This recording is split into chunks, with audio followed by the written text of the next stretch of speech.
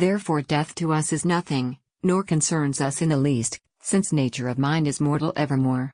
And just as in the ages gone before we felt no touch of ill, when all sides round to battle came the Carthaginian host, and the times, shaken by tumultuous war, under the airy coasts of arching heaven shuddered and trembled, and all humankind doubted to which the empery should fall by land and sea, thus when we are no more, when comes that sundering of our body and soul through which we're fashioned to a single state, verily not to us then no more, can come to pass, not move our senses then no, not if earth confounded were with sea, and sea with heaven. But if indeed do feel the nature of mind and energy of soul, after their severance from this body of ours, yet nothing 'tis to us who in the bonds and wedlock of the soul and body live, through which we're fashioned to a single state.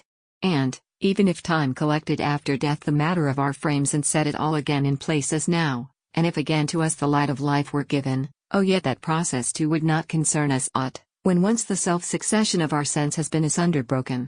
And now and here, little enough we're busied with the selves we were aforetime, nor, concerning them, suffer sore distress. For shouldst thou gaze backwards across all yesterdays of time the immeasurable, thinking how manifold the motions of matter are, then couldst thou well credit this too, often these very seeds, from which we are today, of old were set in the same order as they are today, yet this we can't to consciousness recall through the remembering mind. For there hath been an interposed pause of life, and wide have all the motions wandered everywhere from these our senses. For if woe and ail perchance are toward, then the man to whom the bane can happen must himself be there at that same time. But death precludeth this, forbidding life to him on whom might crowd such irk and care, and granted 'tis to know, nothing for us there is to dread in death, no wretchedness for him who is no more, the same estate as if ne'er born before, when death immortal hath ta'en the mortal life. Hence, where thou seest a man to grieve because when dead he rots with body laid away, or perishes in flames or jaws of beasts, know well, he rings not true, and that beneath still works an unseen sting upon his heart, however he deny that he believes.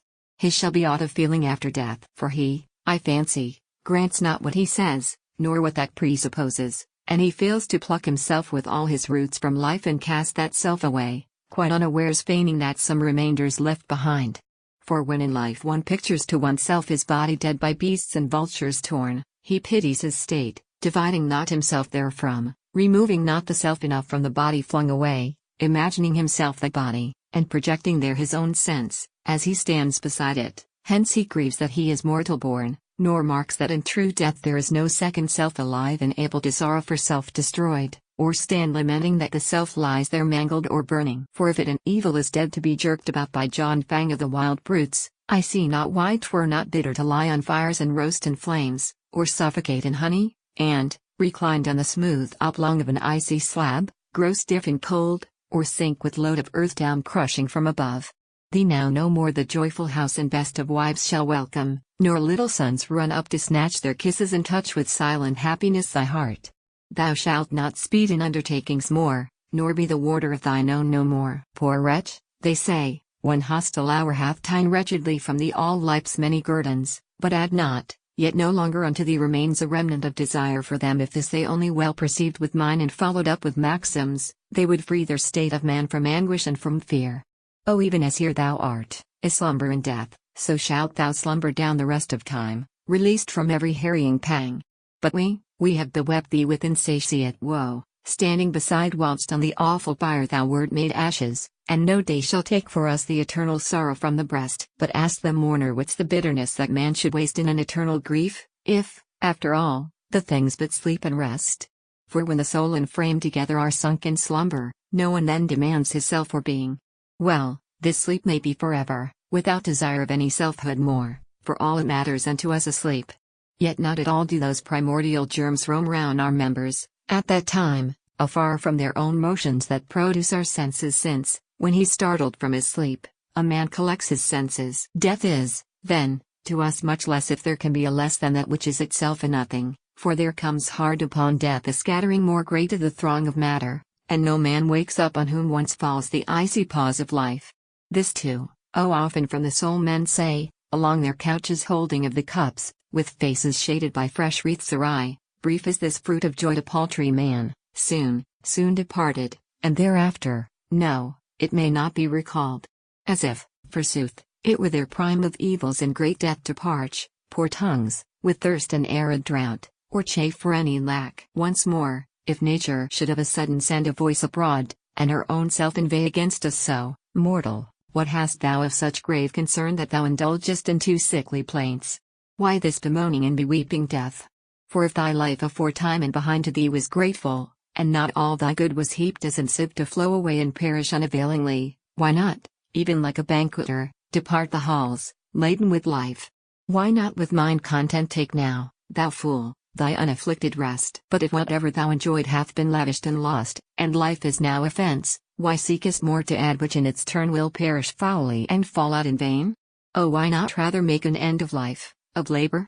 For all I may devise or find to pleasure thee is nothing, all things are the same forever. Though not yet thy body wrinkles with years, nor yet the frame exhausts outworn, still things abide the same, even if thou goest on to conquer all of time with length of days, yea, if thou never diest, what were our answer, but that nature here urges just suit and in her words lays down true cause of action? Yet should one complain, riper in years and elder, and lament, poor devil, his death more sorely than is fit, then would she not, with greater right, on him cry out, inveighing with a voice more shrill, off with thy tears, and choke thy whines, buffoon. Thou wrinklest after thou hast had the sum of the guerdons of life, yet, since thou cravest ever what's not at hand, contemning present good, that life has slipped away, unperfected and unavailing unto thee. And now, or ere thou guessed it, death beside thy head stands, and before thou canst be going home sated and laden with a goodly feast. But now yield all that sailing into thine age, up, with good grace. Make room for sons, thou must. Justly, I fancy, would she reason thus, justly inveigh and gird, since ever the old outcrowded by the new gives way, and ever the one thing from the others is repaired. Nor no man is consigned to the abyss of Tartarus, the black.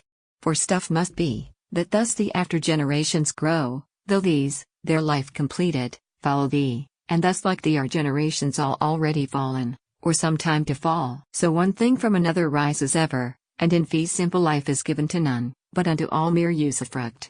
Look back, nothing to us was all for past eld of time the eternal, ere we had a birth. And nature holds this like a mirror up of time to be when we are dead and gone. And what is there so horrible appears? Now what is there so sad about it all? Is not serener far than any sleep? And, verily, those tortures said to be in Acheron, the deep, they all are ours here in this life. No Tantalus, benumbed with baseless terror, as the fables tell, fears the huge boulder hanging in the air, but, rather, in life an empty dread of God's urges mortality, and each one fears such fall of fortune as may chance to him. Nor eat the vultures into Titius prostrate in Acheron, nor can they find, forsooth, throughout eternal ages, aught to pry around for in that mighty breast. However hugely he extend his bulk who hath for outspread limbs not acres 9, but the whole earth he shall not able be to bear eternal pain nor furnish food from his own frame forever. But for us a Titius is he whom vultures rend prostrate in love, whom anxious anguish eats, whom troubles of any unappeased desires asunder rip. We have before our eyes here in this life also a Sisyphus in him who seeketh of the populace the rods, the axes fell, and evermore retires a beaten and a gloomy man. For to seek after power an empty name, nor given at all and ever in the search to endure a world of toil, oh this it is to shove with shoulder up the hill a stone which yet comes rolling back from off the top, and headlong makes for levels of the plain. Then to be always feeding an ingrate mind, filling with good things, satisfying never as do the seasons of the year for us, when they return and bring their progenies and varied charms, and we are never filled with the fruits of life. Oh this, I fancy, dis to pour, like those young virgins in the tale, waters into a sieve, unfilled forever.